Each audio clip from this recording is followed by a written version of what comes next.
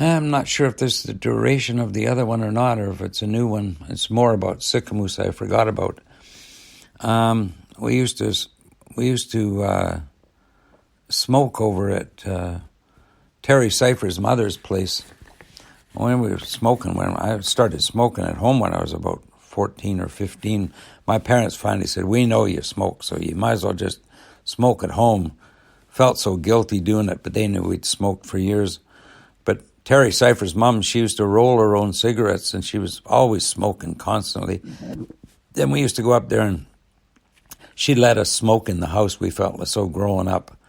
And another thing they used to do in Sicamous, they had this fall fair thing. And I remember them, they'd have a greased pig. They'd put grease all over this pig, and they had a greased pole too. But the greased pig, they'd grease this pig up, and they'd let the pig go, and it would run all over the damn field.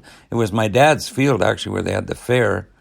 And the pig would go running off, and these guys would all chase it, trying to catch it. Of course, when they grabbed it, it would slip out of their hands. Poor pig must have been terrified. I got some ugly memories of things that happened back then. I remember shooting a robin once. I used to go with my BB gun out every morning like a hunter and think, I got to get something, I'd try to shoot these birds, and when I did shoot a robin once, I was so sad about it. I remember shooting a grouse once with the .22 too in the back. And another thing, we used to build forts. We built a log fort back in the bush.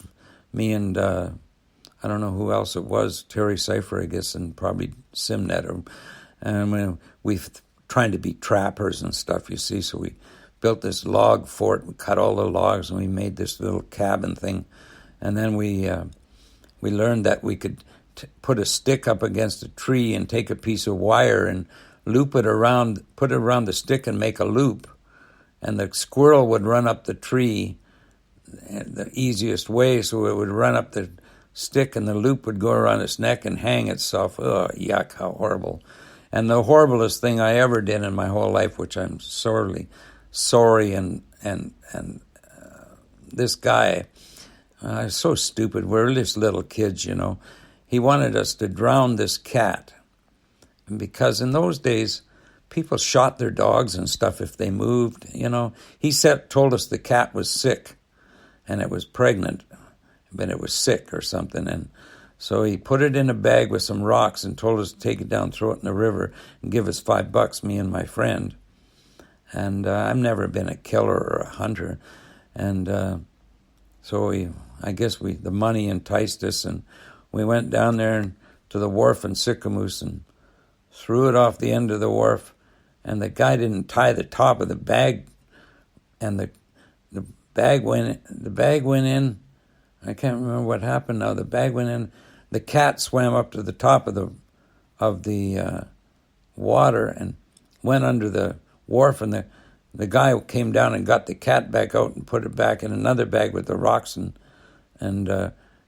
got us to throw it in. I don't know what happened. I can't remember. I just remember the bag not being tied and the cat coming up and then having to re-catch it. And oh man, what a horrible story. But I'm so sad about that. But that influenced me to become partly vegetarian all my life, and I never been a hunter. I never liked hunting, because one time I went hunting with Reed Finlayson. We took my dad's truck. We used to go up to Frog Lake.